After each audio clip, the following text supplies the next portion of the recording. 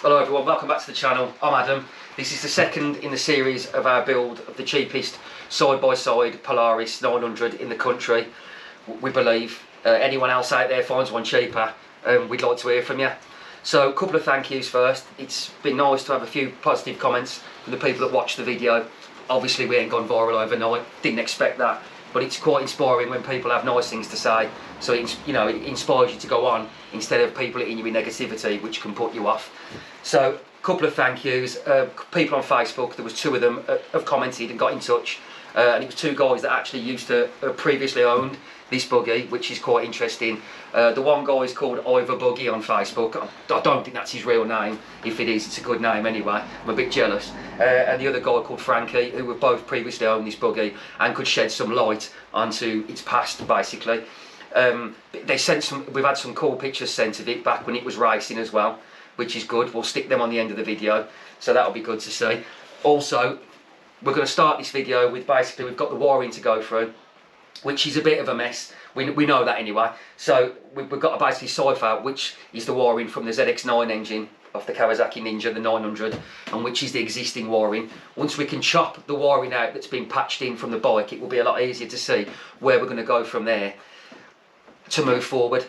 Also, on the rear of the buggy, there is the secondary clutch drive shaft, which the guy, when he did the conversion on, Reese in Wales, fair play. So I've got to say shout out, I suppose. The guy had it off. He tried. He's done his conversion. It might have been for him, but it's not for us. And basically, it gives us the content to put it back to standard, which is what I want, because it's going to have my son driving it. He's 15.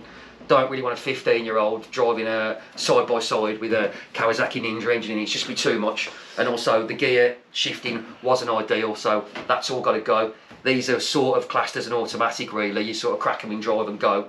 And when you're off-road getting bounced all over the place trying to knock something in gear is going to be hard work. So we think the best way to go, really, and from a parts perspective, is from standard.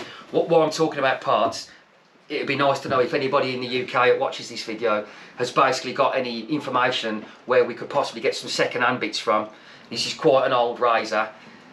So I know there's a race series for these, so it'd be nice, it'd be amazing if somebody who watches any of these videos could basically point us in the right direction of somewhere we could get parts from, because at the minute they're all US only, which we knew anyway, but of course it's always easier if you can get them from the UK and save a bit of money, because the shipping costs are frightening. So yeah, that's something else. So the second thing we're going to do, I think I might have already said this, is we're going to drill off or grind off that sprocket that's been welded on to the secondary drive shaft for the clutch. I think that's what it's called. I might be wrong. Like I said, I'm no expert. We're new to this game. So that's what we're just going to call it for now. So yeah, we're going to remove that and then try and lineage that back, and hopefully it's still, you know, round basically, and it's not knocked basically untrue, because if it is, we'll have to replace the shaft. I don't fancy opening up that transfer box. If we have to, we will. So you'll just have to keep watching the vid and just see how we get on. Fingers crossed that will come off fine. So let's do it. Right, we've just turned the buggy around, so we've got a bit more access here and a little bit more light. Had a couple of comments about the lighting. We're going to sort that out when we get a chance, because I know it's a bit dark and hard to see what you're doing. So let's get this removed and get on with it.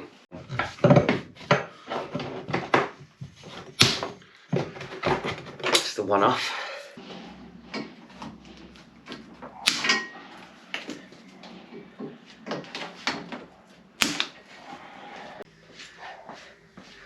Got to think about my knees now. I'm getting on.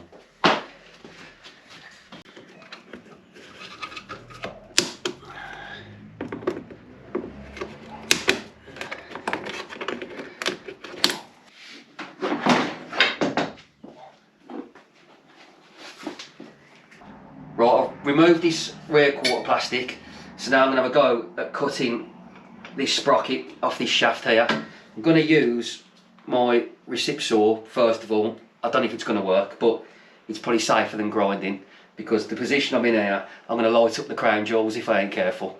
So I'm going to have a go with the recip saw and we'll see how we get on.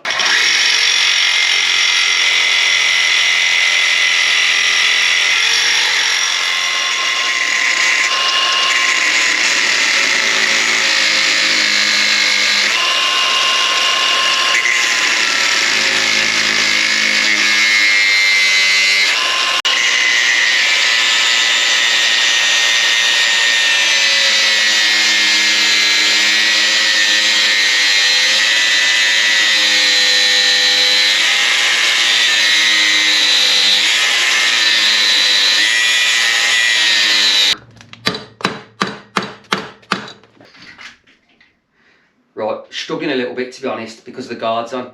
It's not ideal removing these guards, so if you're not used to using a grinder, I wouldn't recommend it. Not if you like to keep your bell ringers anyway. So I'm going to take this off, see if I can get the grinder a little bit closer to get it off, because I'm having a bit of a game at the minute, so we'll see what happens.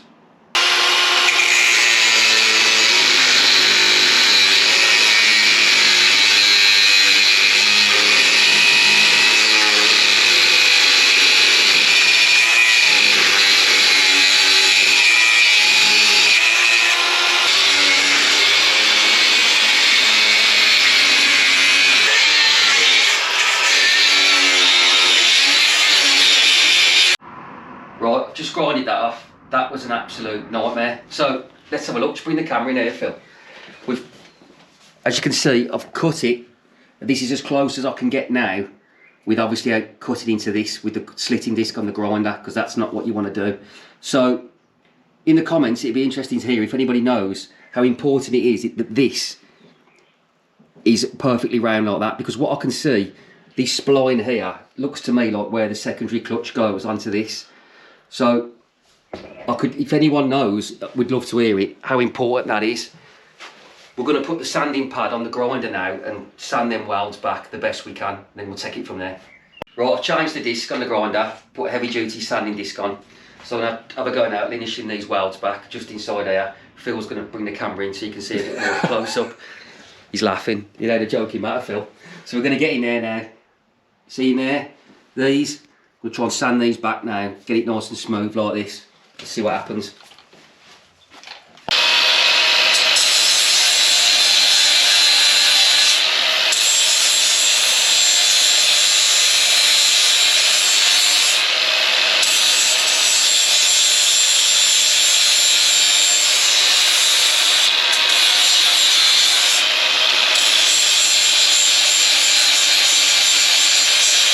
Right, that's off. Took just over an hour to get that off. As you can see, it's in bits. So let's have a look at what we've done.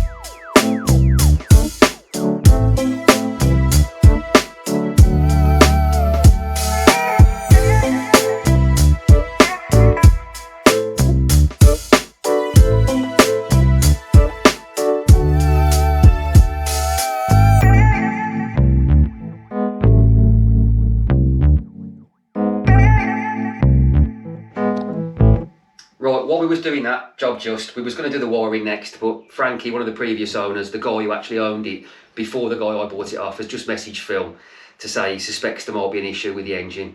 So it's getting a bit late in the day now to start taking it apart too much, so we're going to lift the rocker cover off. When I can get my words out, we're going to lift the rocker cover off and we're going to have a look inside and just check everything's seized before we go on.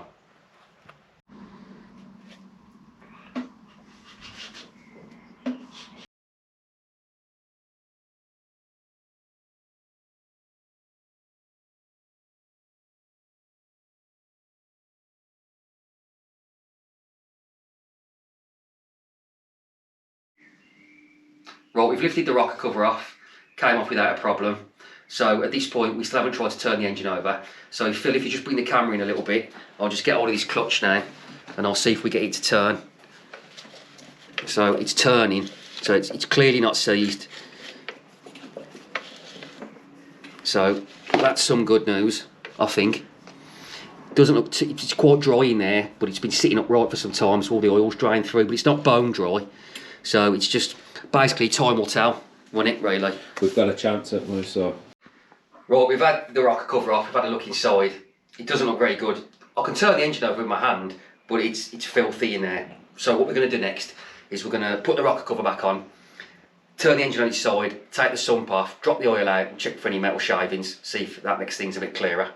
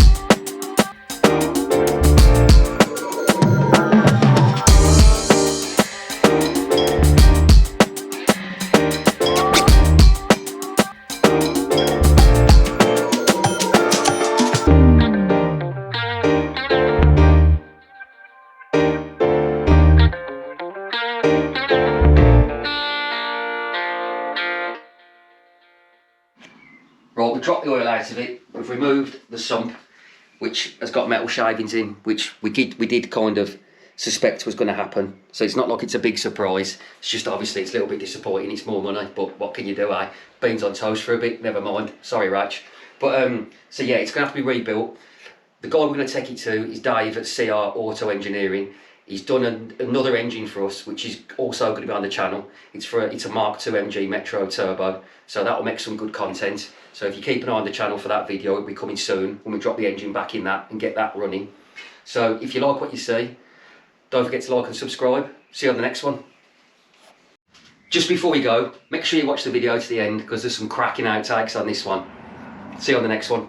So when I'm stood here now, is that looking at me? Yeah, it's spot on, so mate.